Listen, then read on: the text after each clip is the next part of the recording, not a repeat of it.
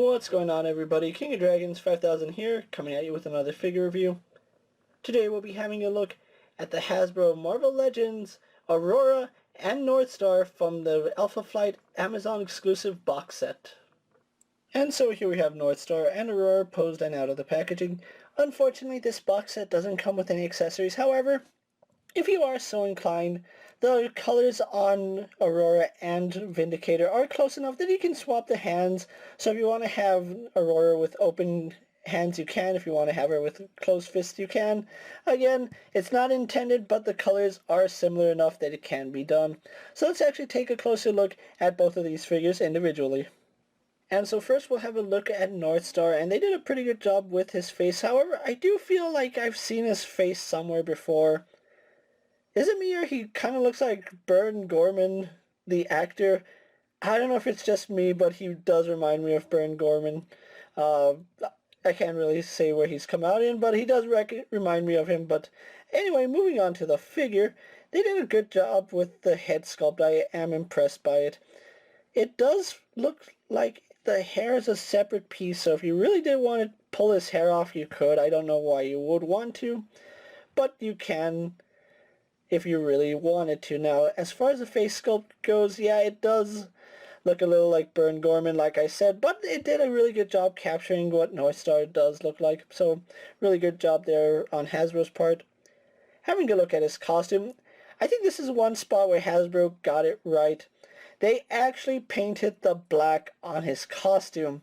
Really happy about that, because we would have had a terrible mess if this was white and that was painted black, and then this was black and painted white. Nothing on him would match, and this is actually the best way they could have gone about it. His entire upper torso is cast in this pearlescent white, which it does make the black a little fuzzy at the edges, but it's a really nice match when you see the pearlized plastic right here on his abs going onto his chest. Really good job there. Again, because it's the same color plastic, it does match, and it's the same color paint, so really good job there. I do have a little bit of a rounded edge right there. That should be a sharp angle. And then we do get some slop right here on his gloves, but that's to be expected. You can't expect Hasbro to be perfect. Again, more slop there. Really loving the contrast of the black with the pearlized plastic. I think I like the pearlized plastic much better than just a flat, shiny, glossy white. Overall, they did a really good job. This is a body we have seen before. I think this is the bullseye body? I know a lot of people call it the Sunfire body. I call it the bullseye body. But again, Hasbro did a really good job there, and you can actually see what I mean by they painted the black on it. Did they also paint? Yeah, they painted the black on his pelvis too, so really good job on Hasbro. Now, because it's all painted, you can see there is some fuzz going all around it, which it's to be expected. It still looks really nice.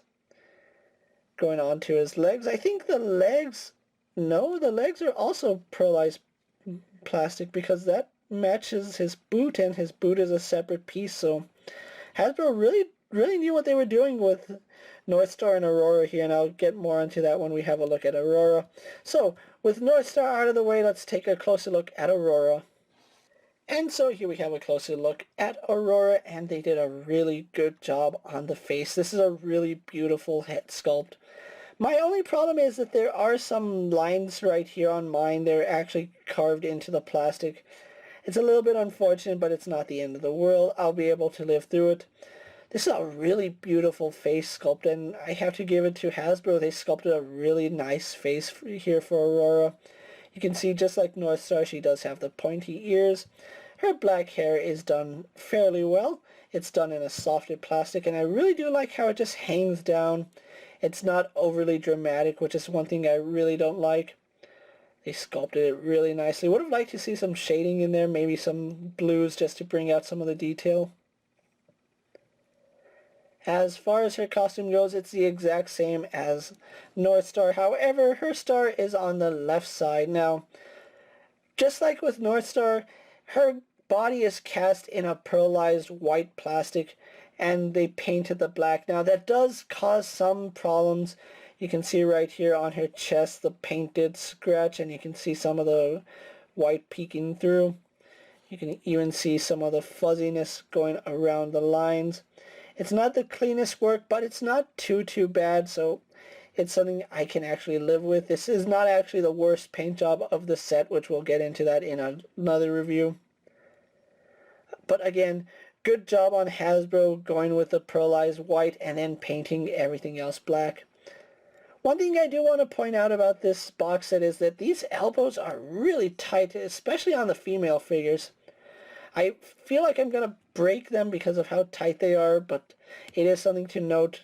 Be very careful when bending the elbows, especially on all the female figures.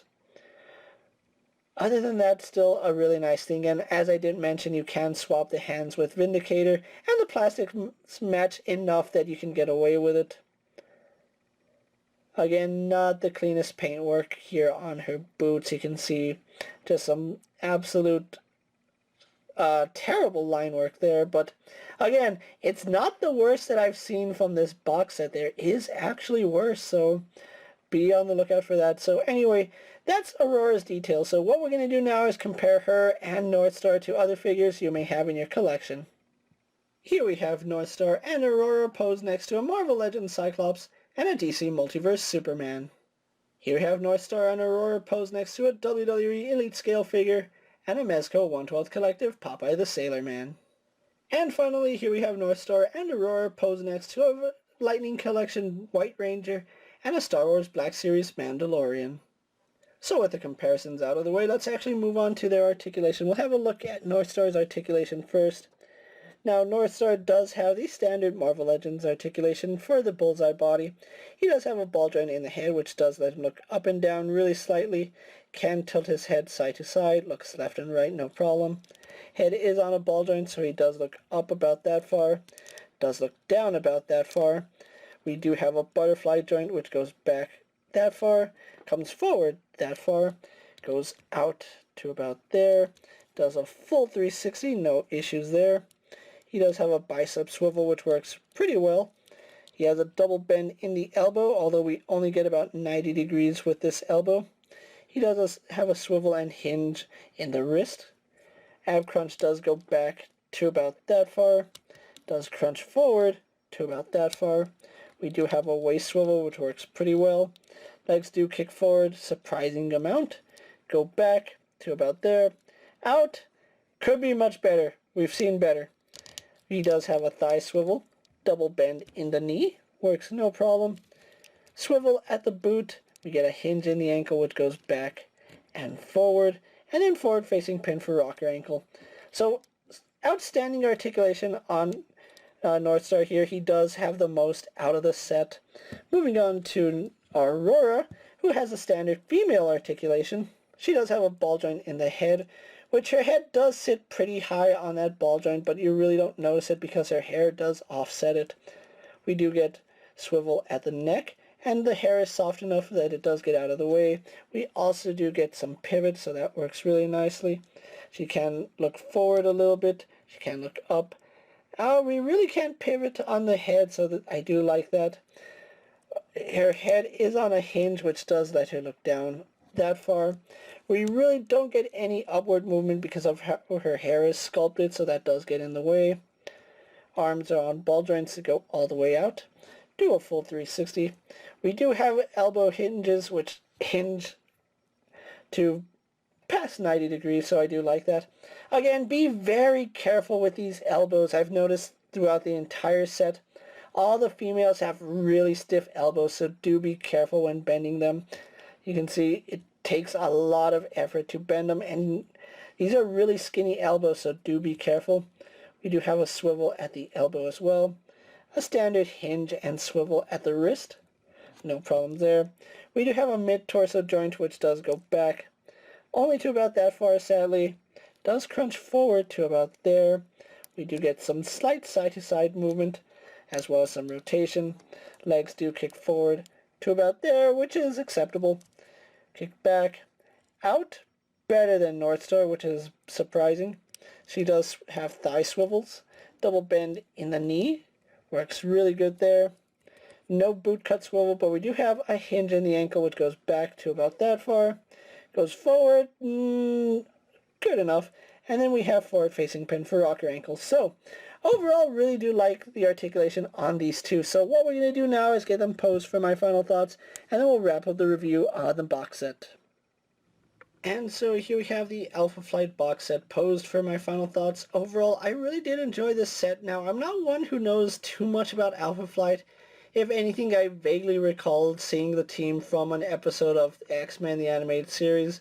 But the team does look really good, especially when you have the entire team with Guardian and Sasquatch. I think this is a really nice set, especially if you're into team building. Now, if you're like me who really doesn't know too much about Alpha Flight, this set probably isn't for you, and I don't regret picking this set up because it is a team that I got to complete, and they do look really nice on the shelf. Unless you're a diehard fan of team building or Alpha Flight, I don't think this set is really worth it, but these are still some amazing figures. I don't think Hasbro really would have given us these guys individually, but being able to have the entire team in a box set does save collectors a lot of time and hassle.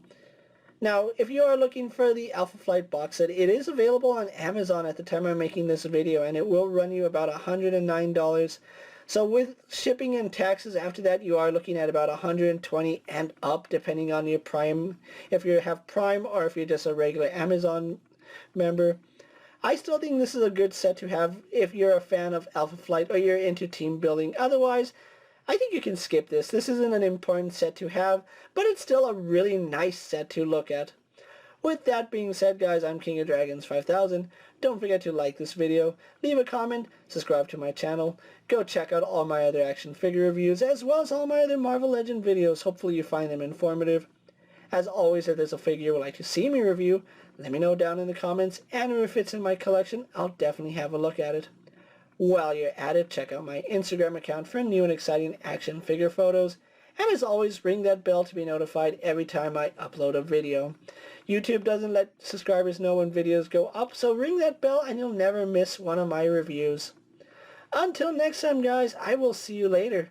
Take care, everyone.